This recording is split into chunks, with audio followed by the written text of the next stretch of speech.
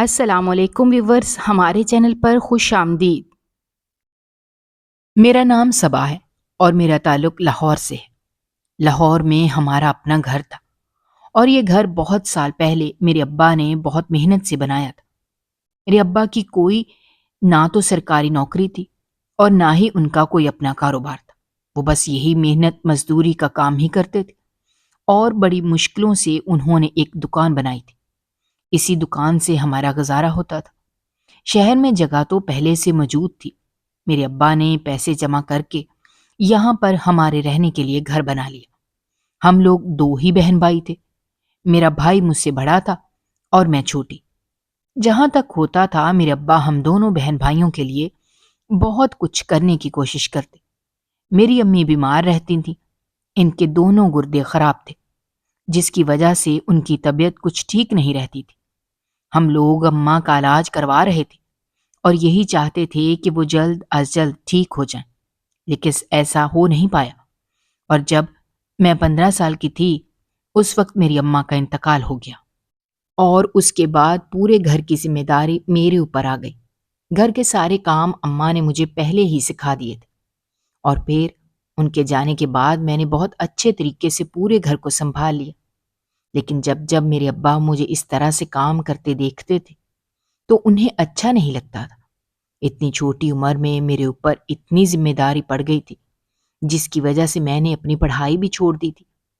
میرے ابا کاموں میں میری مدد کرواتے تھے اور میرے بھائی سے بھی یہی کہتے تھے کہ وہ بھی میری ہر کام میں مدد کروایا کریں۔ اماں کا چلے جانے کے بعد ابا اور بھائی دونوں اور بھی زیادہ میرا خیال رکھتے تھے اور میری فکر کرتے تھے۔ ابا جب بھی باہر سے آتے تو میرے لیے کچھ نہ کچھ ضرور لے کر آتے۔ میں نے جب کہ اپنی پڑھائی بھی چھوڑ دی تھی اور میرا سارا وقت گھر میں گزرتا تھا۔ کاموں میں مجھے کہیں باہر آنے جانے کا وقت ہی نہیں ملتا تھا، اسی لیے میں گھر سے باہر نہ نکلتی اور گھر کی ہو کر رہ گئی تھی۔ گھر سے نہ نکلنے کی وجہ سے میرے اندر سے خود اعتمادی جیسے ختم ہو گئی تھی۔ اب تو میں باہر کے لوگوں سے بات چیت بھی بہت کم کرتی تھی۔ ابا اور بھائی کے علاوہ میری زندگی میں کوئی بھی نہیں تھا اور نہ ہی میری کبھی کسی سے بات چیت ہوئی تھی۔ وقت اسی طرح سے گزر رہا تھا اور اماں کے چلے جانے کے تقریباً 2 سال بعد ہی میرے ابا کا بھی انتقال ہو گیا اور اس طرح سے ہم دونوں بہن بھائی اکیلے اس گھر میں رہ گئے۔ ابا کے جانے کے بعد سارا کام میرے بھائی نے سنبھال لیا تھا اور باہر کا کام کرتے اور شام کو ہی گھر واپس آتے تھے۔ کھانا کھا کر اپنے کمرے میں سونے کے لیے چلے جاتے۔ ابا کی موجودگی میں تو پھر بھی بھائی کبھی کبھار مجھ سے پوچھ لیتے تھے کہ مجھے کسی چیز کی ضرورت تو نہیں ہے۔ مجھ سے کبھی کبھار بات کر لیتے تھے، لیکن ابا کے چلے جانے کے بعد تو جیسے ہم دونوں بہن بھائیوں میں اور بھی دوری آ گئی تھی۔ ان کے پاس اتنا وقت نہیں ہوتا تھا کہ وہ میرے ساتھ بیٹھ کر بات کریں یا مجھ سے کچھ بھی پوچھیں۔ جو بھی سامان چاہیے ہوتا تھا میں خود ہی ان کے جانے سے پہلے صبح انہیں بتا دیتی اور شام کو اگر انہیں یاد رہتا تو وہ واپسی پر سامان لے آتے تھے۔ زندگی اسی طرح سے چل رہی تھی اور پھر اسی طرح سے میں 18 کی ہو گئی تھی۔ میرے بھائی مجھ سے 5 سال بڑا تھا، لیکن نہ تو بھائی کی کہیں بات طے تھی اور نہ ہی میری، کیونکہ میری اماں ابا اس سے پہلے ہی ہم دونوں کو اکیلا چھوڑ کر اس دنیا سے چلے گئے تھے۔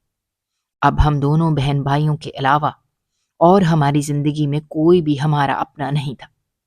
میرے ابا کے رشتہ داروں میں سے کوئی بھی نہیں تھا، ان کے بہن بھائیوں میں سے کوئی نہیں تھا۔ ابا ایک ہی بھائی تھے اور جہاں تک بات اماں کے رشتہ داروں کی تھی تو وہ دوسرے شہروں میں رہتے تھے۔ اماں کے 2 بھائی تھے اور ان کے گھر میں بہت سالوں سے ہمارا زیادہ آنا جانا نہیں تھا۔ انہوں نے بہت پہلے ہی میری اماں سے اپنا رشتہ ختم کر دیا تھا، صرف اور صرف اس وجہ سے کیونکہ میرے نانا نانی نے جب جائیداد کا بٹوارا کیا تو اس میں سے میری اماں کا حصہ انہیں دے دیا تھا اور یہ بات ان کے بھائیوں کو منظور نہیں تھی۔ ان کا ماننا تھا کہ جائیداد میں بیٹیوں کا حصہ نہیں ہوتا اور ان کے والدین نے میری اماں کو اچھا جہیز دے کر رخصت کر دیا ہے۔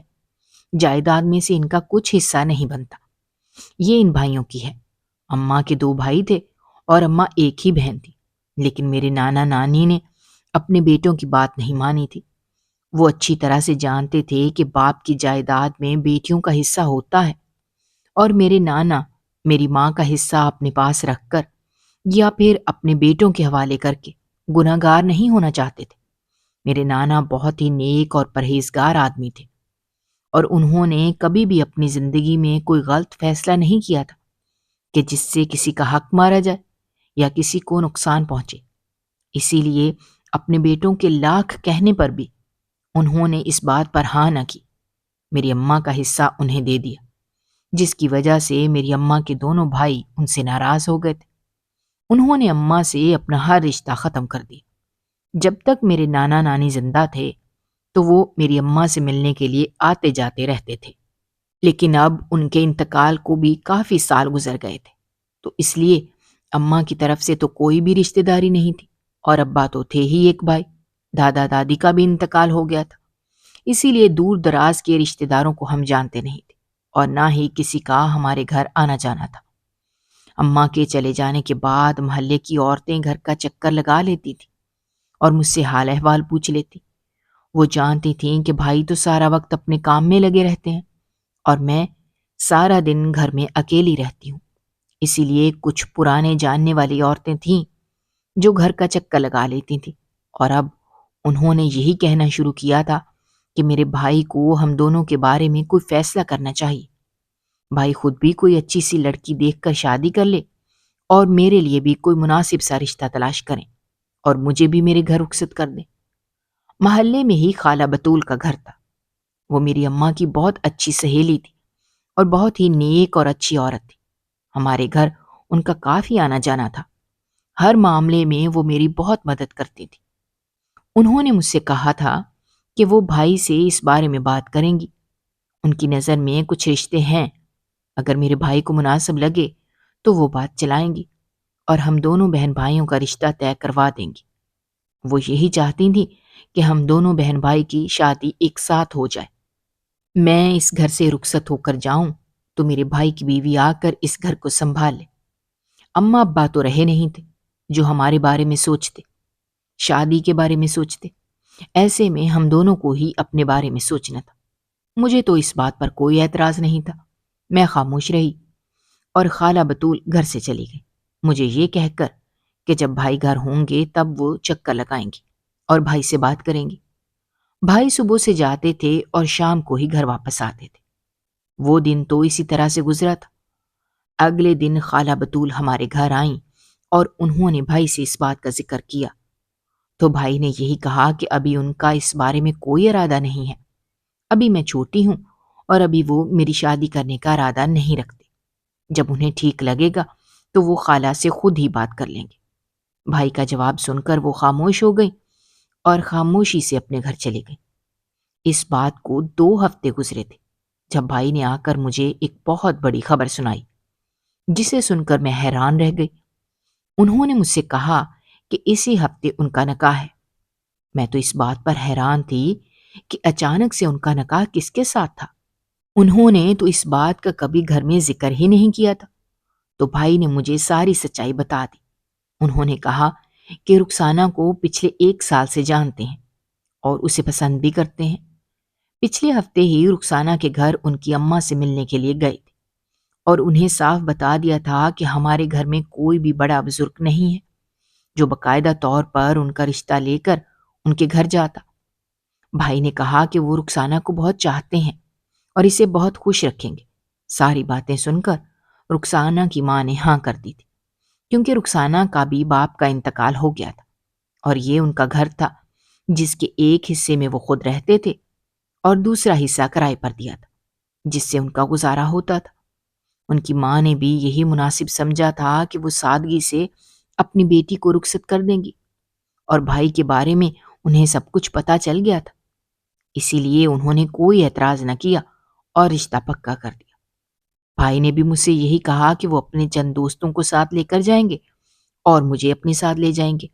خاموشی سے ان کا نکاح ہوگا اور رخسانہ کو رخصت کرا کے ہم لوگ گھر لے آئیں گے۔ بھائی کی پسند تھی، میں کیا کہہ سکتی تھی، اور ویسے بھی بھائی سارے معاملات طے کر چکے تھے۔ میں ان سے چھوٹی تھی، اسی لیے ایسے معاملات میں میرا بولنا کچھ مناسب نہیں تھا۔ میں خاموش رہی اور بھائی کی پسند پر خوش ہو گئی، یہ سوچ کر کہ اب اس گھر میں میرے علاوہ بھی کوئی موجود ہوگا جس سے میں بات کر سکوں گی، ورنہ جب سے اماں کا انتقال ہوا تھا تب سے تو میں اکیلی اس گھر میں رہ کر تنگ آ گئی تھی۔ اب تو مجھے اس گھر سے بھی وحشت ہونے لگی تھی۔ اسی ہفتے سادگی سے میرے بھائی کا نکاح ہوا تھا اور میری بھابھی رخصت ہو کر ہمارے گھر آ گئی۔ جہیز کے نام پر وہ کچھ بھی لے کر نہیں آئی تھی، چند جوڑے تھے جو ان کے اپنے تھے، اس کے علاوہ کچھ بھی نہیں تھا۔ اور ویسے بھی ہمارے گھر میں کسی چیز کی کمی نہیں تھی، ضرورت کی ہر چیز موجود تھی۔ اور بھائی نے مجھے بتایا ہوا تھا کہ وہ لوگ امیر نہیں ہیں بلکہ غریب ہیں اور ان کا گزارا بھی مشکل سے ہوتا ہے۔ بھائی نے خود ہی کچھ بھی کرنے سے منع کر دیا تھا۔ میں بہت خوش تھی۔ بھائی کی شادی سے گھر میں عورتیں گھر آ کر مبارکباد دیتی تھیں اور میری بھابھی کو دیکھ کر دعائیں دے کر چلی جاتی۔ میری بھابھی دیکھنے میں خوبصورت تھی اور سبھی محلے کی عورتیں تعریف کیے بنا نہ رہ سکتی۔ وہ خوبصورت تھی، اسی لیے تو بھائی کو پسند آ گئی تھی۔ میں جو یہ سمجھی تھی کہ میری بھابھی آ جائیں گی تو میرا دل بہل جائے گا اور میں ان کے ساتھ خوب باتیں کیا کروں گی، ایسے ہی جیسے دو بہنیں آپس میں مل جل کر رہتی ہیں۔ لیکن میری بھابھی کے تو مزاج ہی نہیں ملتے تھے۔ میری بھابھی سارا دن اپنے کمرے میں بند رہتی اور سارے گھر کا کام پہلے کی طرح میری ہی ذمہ داری تھا۔ مجھے کام کرنے میں کوئی مسئلہ نہیں تھا، یہ کام تو میں بچپن سے کرتی ہی آ رہی تھی، لیکن بھابھی کا رویہ بہت عجیب تھا، یہاں تک کہ مجھے اپنے کمرے میں بھی جانے نہ دیتی اور کسی کام میں میرا ہاتھ نہ بٹاتی۔ سارا دن اپنے کمرے میں گزارتی اور جب بھائی کے آنے کا وقت ہوتا تو کمرے سے باہر نکل کر کوئی نہ کوئی کام تلاش کر لیتی اور بھائی کے سامنے یہی کہتی کہ آج تو سارا دن ان کا کام میں ہی گزر گیا۔ اور بھائی ہر وقت مجھے یہی سمجھاتے رہتے کہ میں بھابھی کے ساتھ نندوں والا رویہ نہ رکھوں، وہ جیسے مجھے اپنی چھوٹی بہن سمجھتی ہیں تو میں بھی انہیں اپنی بڑی بہن سمجھوں اور اس گھر میں مل جل کر ان کے ساتھ رہوں، ان کے ساتھ کام میں ہاتھ بٹایا کروں۔ اس سے پہلے بھی تو پورے گھر کا کام میں ہی کرتی تھی، اب وہ آ گئی ہیں تو میں نے ساری ذمہ داری انہی کے کندھوں پر ڈال دی ہے۔ یہ بات اچھی نہیں ہے، لیکن میں بھائی سے کیا کہتی کہ سارا کام تو میں کرتی تھی، لیکن بھابھی ایسا کیوں کہتی ہیں؟ میں خاموش ہو جاتی، بھائی کی باتیں سن کر، اور میں کچھ نہ کہتی۔ ایک دن اسی طرح سے میری بھابھی اپنے کمرے میں موجود تھی۔ جب روتی ہوئی کمرے سے باہر نکلی، مجھے تو کچھ سمجھ نہیں آیا تھا کہ انہیں کیا ہوا اچانک سے۔ تھوڑی ہی دیر بعد بھائی بھی گھر آ گئے تو انہوں نے مجھے کہا کہ وہ میری بھابھی کے گھر جا رہے ہیں کیونکہ ان کی اماں کا انتقال ہو گیا ہے اور میں گھر کا دروازہ اچھی طرح سے بند کر لوں، انہیں آنے میں دیر ہو جائے گی۔ میں نے گھر کا دروازہ اچھی طرح سے بند کر لیا۔ مجھے ان کی اماں کے جانے کا بہت افسوس ہوا تھا، جبکہ میں یہ بات اچھی طرح سے جانتی تھی کہ ان کی ماں مجھے کچھ خاص پسند نہیں کرتی تھی اور میری بھابھی سے بہت مرتبہ وہ یہی کہتی تھی کہ انہیں مجھے زیادہ سر پر چڑھانے کی ضرورت نہیں ہے۔ وہی میری بھابھی کے دماغ میں ایسی باتیں ڈالتی تھی جس کی وجہ سے وہ میرے ساتھ اس قسم کا رویہ رکھتی تھی۔ مگر جو کچھ بھی تھا وہ اس دنیا سے چلی گئی تھی، تو ایسے میں ان کے لیے دعائے مغفرت ہی کر سکتی تھی۔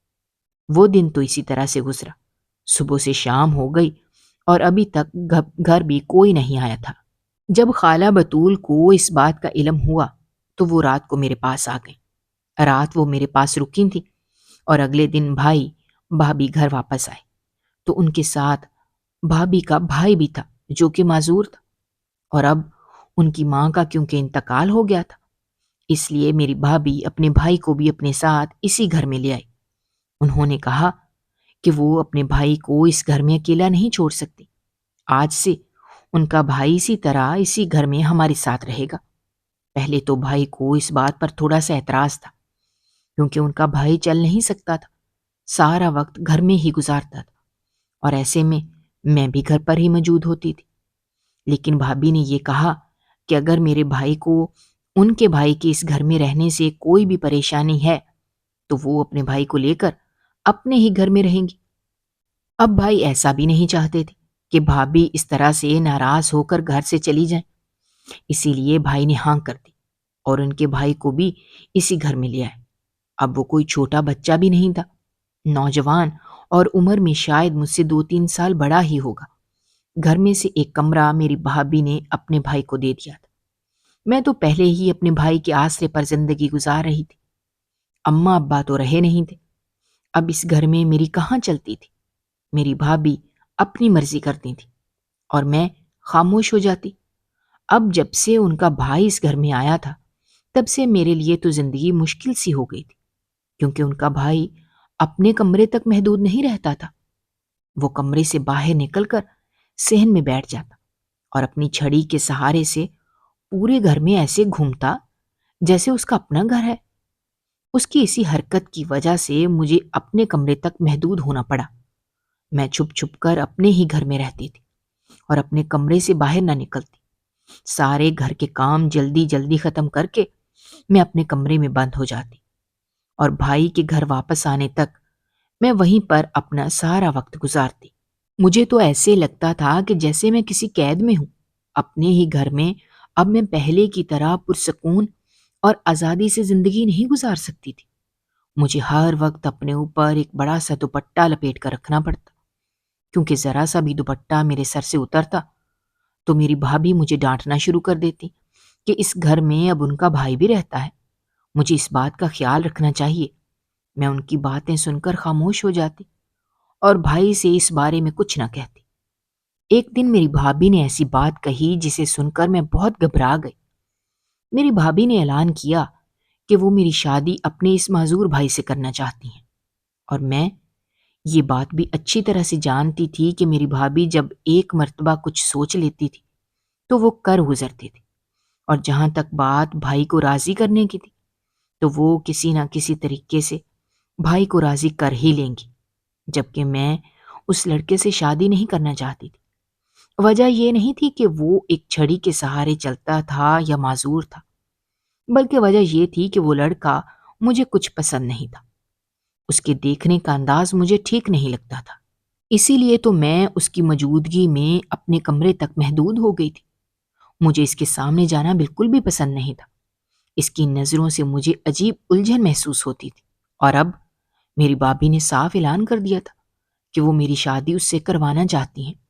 یہ بات سنتے ہی میں رونے لگی۔ میں نے بھی یہ ٹھان لی تھی کہ ان کے بھائی سے تو میں کبھی بھی شادی نہیں کروں گی۔ اس کے لیے مجھے بھائی کو کیسے بھی راضی کرنا پڑے میں کر لوں گی۔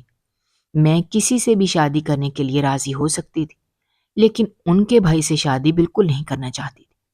جب میری بھابھی نے بھائی سے بات کی، انہیں راضی کرنے کی بہت کوشش کی، بھائی سے یہ کہا کہ اس طرح سے انہیں میری فکر بھی نہیں ہوگی، ان کا بھائی دیکھا بھلا ہے، اور جہاں تک بات کمانے کی تھی تو جو ان کے گھر کا کرایہ آتا تھا وہاں سے ہم دونوں کا گزارا ہو جایا کرے گا۔ میرے بھائی کو اس بات کی فکر کرنے کی ضرورت نہیں ہے، اور ویسے بھی تو وہ لوگ ہمارے ساتھ ہی ہیں۔ جہاں وہ اپنے بھائی کی مدد کریں گی وہیں پر میرے بھائی میری مدد کر دیا کریں گے، اور ہم دونوں ایک اچھی زندگی گزار لیں گے۔ بھائی سوچ میں پڑ گئے تھے، لیکن میرا رونا دھونا دیکھ کر بھائی نے انکار کر دیا۔ میں نے ان سے صاف کہہ دیا کہ میں اس رشتے پر راضی نہیں ہوں۔ جانے اچانک سے بھائی کے دل میں کیا خیال آیا کہ انہوں نے بھابھی سے انکار کر دیا۔ یہ کہا کہ وہ میری شادی ان کے بھائی سے نہیں کروا سکتے، وہ میرے لیے کوئی اور مناسب رشتہ دیکھ لیں گے، ان کے بھائی کے لیے بھی کوئی اور لڑکی دیکھ لیں گے۔ میری بھابھی نے جیسے ہی یہ بات سنی تھی تو ان کا چہرہ اتر گیا۔ انہیں تو پوری امید تھی کہ بھائی انکار نہیں کریں گے۔ جیسے ہی میرے بھائی نے انکار کیا تو میری بھابھی نے ایک ایسی بات کہی جسے سن کر میرے پیروں کے نیچے سے زمین نکل گئی۔ میری بھابھی نے میرے بھائی سے یہ کہا کہ انہیں نہ چاہتے ہوئے بھی میری شادی ان کے بھائی سے کروانی ہی ہوگی، کیونکہ میرے پیٹ میں ان کے بھائی کا ناجائز بچہ ہے۔ میں ان کا یہ الزام سن کر حیران رہ گئی۔ میں نے بھائی کو بہت یقین دلایا کہ میری بھابھی جھوٹ بول رہی ہیں، ایسا کچھ نہیں ہے، لیکن میری بھابھی تو یہ بات ماننے کے لیے تیار ہی نہیں تھی۔ انہوں نے کہا کہ انہوں نے کوئی الزام نہیں لگایا، یہ بات سچ ہے۔ بھائی کی غیر موجودگی میں ان کے بھائی کو اپنے جال میں پھنساتی تھی، اور میں نے ہی ان کے بھائی کو اپنی ادائیں دکھا کر یہ سب کچھ کیا ہے۔ مجھے تو کچھ سمجھ نہیں آ رہا تھا کہ وہ کیا بول رہی ہیں۔ بھائی کبھی میری بات سنتے تھے تو کبھی بھابھی کی بات سنتے تھے۔ انہیں سمجھ نہیں آ رہا تھا کہ وہ کس کی بات پر بھروسہ کرے اور کس کی بات پر نہیں۔ اسی لیے اس بات کا فیصلہ کرنے کے لیے بھائی میرا چیک اپ کرانے ڈاکٹر کے پاس لے گیا، اور وہاں پر جو بات سننے کو ملی تھی، اسے سنتے ہی میرے ہوش اڑ گئے، کیونکہ میرے پیٹ میں تو سچ مچ ہی بچہ تھا، اور ایسا وہاں پر موجود ڈاکٹر نے ہی میرے بھائی کو بتایا تھا کہ میں حاملہ ہوں۔ یہ بات سنتے ہی بھائی شدید غصے میں آ گئے اور مجھے گھر لے آئے۔ گھر آتے ہی انہوں نے میری بھابھی سے کہہ دیا کہ انہیں یہ رشتہ منظور ہے، وہ آج رات کو ہی میرا نکاح ان کے بھائی سے کروا دیں گے، اور مجھے اس گھر سے اس کے بھائی کے ساتھ رخصت کر دیں گے، اور ہم دونوں میری بھابھی کے گھر میں رہیں گے، کیونکہ وہ مجھے اس گھر میں دیکھنا بھی نہیں چاہتے۔ یہ کہہ کر وہ وہاں سے چلے گئے، جبکہ میں حیرت سے کبھی اپنی بھابھی کو دیکھتی تھی تو کبھی بھائی کو جاتے ہوئے۔ میں اپنے کمرے میں آ کر پھوٹ پھوٹ کر رونے لگی، کیونکہ اس میں میرا کچھ بھی قصور نہیں تھا۔ جو کچھ بھی ہو رہا تھا میں جانتی تھی کہ یہ سب کچھ میری بھابھی نے ہی کیا ہے۔ ان ساری باتوں کو سنتے ہی میرے بھائی نے تو اس رشتے کے لیے ہاں کر دی۔ اب وہ تو پیچھے ہٹنے والے نہیں تھے۔ میں نے بھائی کو سمجھانے کی بہت کوشش کی، انہیں بتایا کہ میری بھابھی جو کچھ بھی کہہ رہی ہیں وہ غلط ہے، میری ان ساری چیزوں میں کوئی غلطی نہیں ہے، لیکن بھائی مجھے یہی کہتے تھے کہ اگر ان کی بیوی غلط کہہ بھی رہی ہے، وہ اس بات پر یقین کر بھی لے، لیکن ابھی جو کچھ اس ڈاکٹر نے بتایا تھا، کیا وہ بھی غلط تھا؟ اگر میں اپنی بھابھی کو جھوٹا کہہ بھی دوں تو کیا وہ عورت بھی جھوٹ بول رہی تھی؟ مجھے سمجھ نہیں آ رہا تھا کہ اس ڈاکٹر نے جھوٹ کیوں بولا۔ اب میرے پاس اپنی بے گناہی ثابت کرنے کے لیے کچھ بھی نہیں تھا، اور میں اپنی بھابھی کو اس کے مقصد میں کامیاب نہیں ہونے دے سکتی تھی۔ اس کے اور اس کے بھائی نے دونوں نے مل کر یہ منصوبہ بنایا تھا کہ وہ اس طرح سے میرے بھائی کو راضی کر لیں گے، اور وہ ایسا کرنے میں کامیاب بھی ہو گئے تھے۔ بھائی نے تو آج رات ہی بھابھی کے معذور بھائی سے میرا نکاح کروانے کا فیصلہ کر لیا تھا، اور اب وہ اپنے فیصلے سے پیچھے بھی ہٹنے والے نہیں تھے۔ کافی دیر اسی طرح کمرے میں روتی رہی، اور آخر کار میں نے اس کو اپنی قسمت سمجھ کر قبول کر لیا، کیونکہ میں اس کے علاوہ کچھ کر بھی نہیں سکتی تھی۔ بھائی کے علاوہ کوئی بھی اس گھر میں میرا اپنا نہیں تھا، اور بھائی بھی اب تو میری کسی بات پر یقین نہیں کر رہے تھے۔ اب جب وہی میری کسی بات پر بھروسہ نہیں کر رہے تھے تو ایسے میں کیا کر سکتی تھی سوائے ان کے فیصلے کو ماننے کے۔ بھائی نے مجھے یہ کہا کہ اگر مجھے اس گھر میں رہنا ہے تو مجھے ان کا فیصلہ ماننا ہوگا، ورنہ تو میں اس گھر کو چھوڑ کر جا سکتی ہوں، اور آج کے بعد میرا ان سے کوئی تعلق نہیں ہوگا۔ وہ مجھے اپنی بہن بھی تسلیم نہیں کریں گے، اور جیسا کہ ان کے علاوہ میرا کوئی نہیں تھا، میں انہیں چھوڑ کر کیسے چلی جاتی؟ میں اپنے بھائی کی بات کو مان سکتی تھی، لیکن انہیں چھوڑ کر نہیں جا سکتی، اور ویسے بھی میں کہاں جاتی؟ اس گھر کے علاوہ میرا کون سا آسرا تھا؟ اسی لیے خاموشی سے اس بات کو اپنی تقدیر سمجھ کر میں نے قبول کر لیا، اور رات کا انتظار کرنے لگی۔ میری بھابھی نے میرے کمرے میں آ کر اپنی شادی کا جوڑا مجھے دے دیا کہ اسے پہن کر میں رات کو نکاح کے لیے تیار ہو جاؤں۔ میں نے بھابھی سے بھی بہت کہا کہ وہ بھائی کو سمجھائیں، وہ تو سچ جانتی ہیں، لیکن میری بھابھی نے یہی کہا کہ سچ وہی ہے جو سب کے سامنے آ گیا ہے، اور وہ اب اس معاملے میں کچھ نہیں کر سکتی۔ اب تو مجھے ان کے بھائی سے شادی کرنی ہی ہوگی۔ اپنی آگے کی ساری زندگی مجھے ایک آزمائش ہی نظر آ رہی تھی۔ کچھ وقت اسی طرح سے گزرا، میں مزید کمرے میں بیٹھی رہی۔ جب کمرے کا دروازہ بجا تو میں نے دیکھا کہ خالہ بطول دروازے میں کھڑی تھی۔ انہوں نے کہا کہ وہ گھر کسی کام سے آئی تھی۔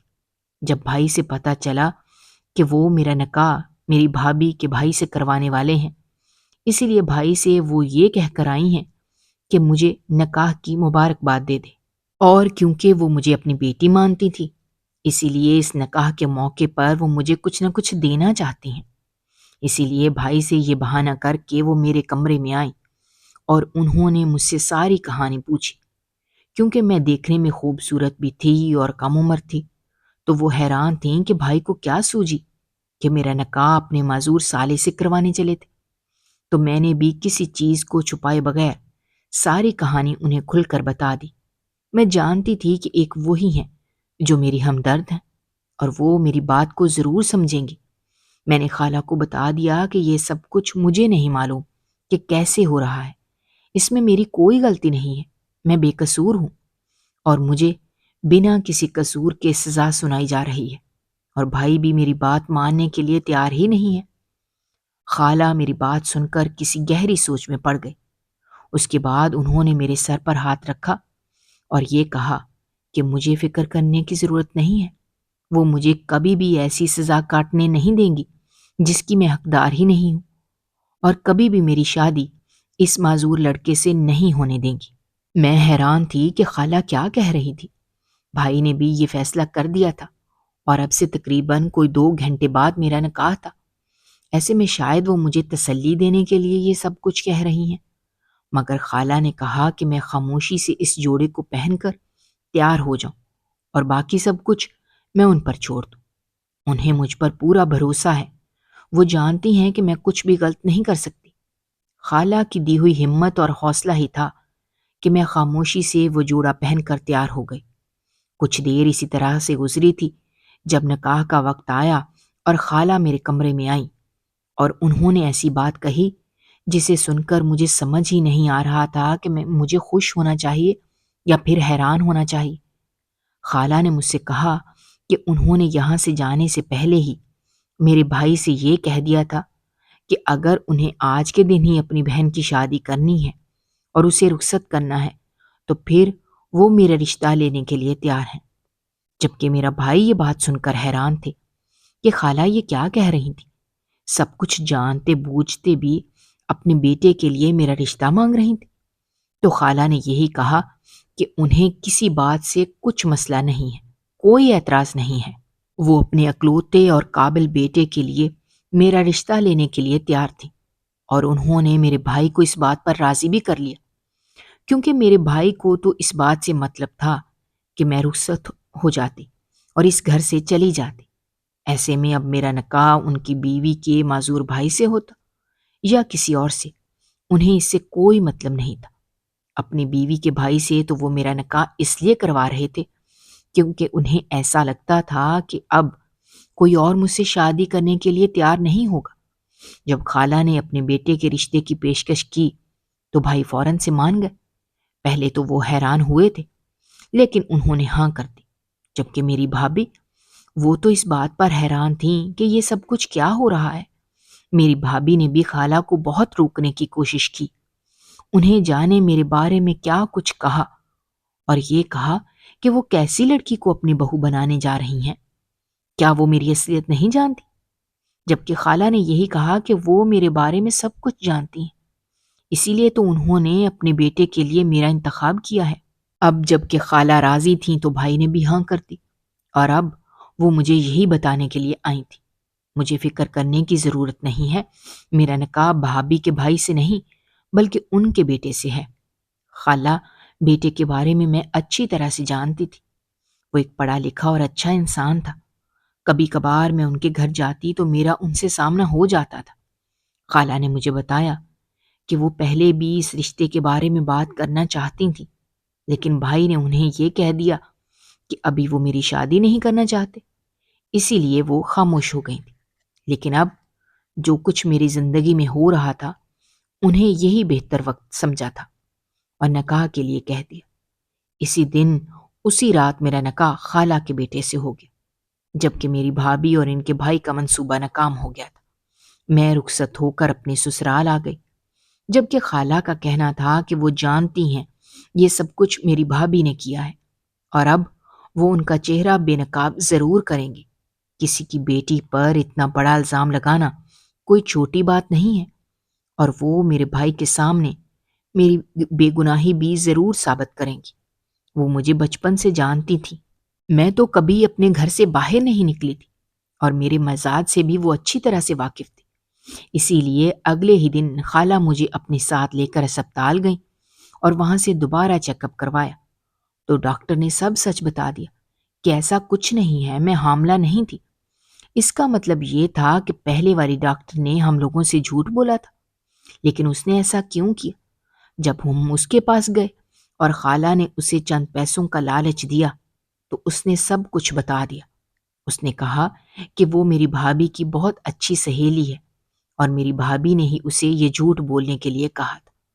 اس نے ایسا کیوں کیا یہ وہ نہیں جانتی، بس میری بھابھی نے یہ کہا کہ جب میں اپنے بھائی کے ساتھ یہاں آؤں تو وہ یہی جھوٹ بولے، اور اس نے اسی کے کہنے پر یہ جھوٹ بولا تھا۔ ساری حقیقت کھل کر سامنے آ گئی تھی، اور خالہ اسی وقت مجھے میرے گھر لے کر گئیں، اور انہوں نے میرے بھائی کو ساری حقیقت بتا دی کہ جیسا وہ میرے بارے میں سوچ رہے تھے ویسا کچھ بھی نہیں تھا۔ اس ڈاکٹر نے میری بھابھی کے کہنے پر جھوٹ بولا تھا، جبکہ میری بھابھی تو مکر گئی کہ ایسا کچھ نہیں ہے، وہ تو اسے جانتی بھی نہیں ہے۔ خالہ اچھی طرح سے جانتی تھیں کہ میری بھابھی اتنی آسانی سے مانیں گی نہیں، اسی لیے وہ اس عورت کو اپنے ساتھ لے آئی تھی، اسے چند پیسوں کا لالچ دیا تھا اور یہ کہا تھا کہ وہ میرے بھائی کے سامنے سب کچھ سچ سچ بتا دے، اور اس عورت نے ایسا ہی کیا۔ دوستی کو ایک طرف کرتے ہوئے اس نے سارا سچ بتا دیا، کیونکہ خالہ نے پیسوں کے ساتھ اسے دھمکی بھی دی تھی کہ اگر اس نے سچ نہ بتایا تو میری خالہ انہیں نوکری سے نکلوا دیں گی، کیونکہ انہوں نے اتنا بڑا جھوٹ بولا تھا اور یہ کسی کی زندگی کا سوال تھا۔ وہ ڈر گئی تھی اور اس نے سب کچھ آ کر سچ سچ بتا دیا۔ میری بھابھی نے یہ کہا کہ اس نے صرف اس لیے جھوٹ بولا تھا تاکہ میرا بھائی میری شادی اس کے معذور بھائی سے کروانے کے لیے تیار ہو جائے۔ پہلے تو اسے یہ لگا تھا کہ وہ بھائی کو اپنی باتوں میں پھنسا لیں گی اور انہیں اس بات پر راضی کر لیں گی، لیکن جب بھائی نے انکار کر دیا تو ان کے پاس اور کوئی راستہ نہیں تھا، اسی لیے انہوں نے جھوٹا الزام لگایا۔ وہ جانتی تھیں کہ اس کے بعد بھائی کبھی بھی انکار نہیں کریں گے۔ بھائی کو جب ساری سچائی معلوم ہوئی بھی تو انہیں بہت غصہ تھا۔ وہ میری بھابھی کو طلاق دے کر گھر سے نکالنا چاہتے تھے، لیکن میں نے انہیں روک دیا، یہی کہا کہ جو کچھ بھی ہونا تھا وہ ہو چکا ہے، جبکہ اللہ نے اس کے بدلے میں مجھے بہت کچھ دے دیا تھا۔ میں اس شخص کے ساتھ بہت خوش تھی جس کے ساتھ میرا نکاح ہوا تھا۔ ایک اچھا اور قابل انسان مجھے مل گیا تھا، تو مجھے اب کچھ اور نہیں چاہیے۔ بھائی میری وجہ سے اپنا گھر خراب نہ کریں۔ میرے کہنے پر بھائی نے بھابھی کو معاف کر دیا تھا، اور میری بھابھی نے بھی مجھ سے معافی مانگ لی تھی کہ انہوں نے میرے لیے کتنا غلط سوچا تھا، لیکن میں نے پھر بھی انہیں معاف کر دیا۔ ان کے بھائی کے لیے کوئی اور لڑکی دیکھ لی تھی اور اس کی شادی ہو گئی تھی۔ وہ اپنے گھر رہنے لگا تھا اور میں اپنے شوہر کے ساتھ اپنی زندگی میں خوش تھی۔ بھائی کے گھر میرا ابھی بھی آنا جانا تھا، اور اس دن کے بعد سے کبھی بھی میرے بھائی نے میری بھابھی کی کسی جھوٹی بات پر بھروسہ نہیں کیا۔ اگر آپ کو ہماری کہانیاں پسند آ رہی ہیں تو ہمارے چینل کو سبسکرائب کیجیے، ویڈیوز پر کمنٹ کیجیے اور شیئر کیجیے۔ شکریہ۔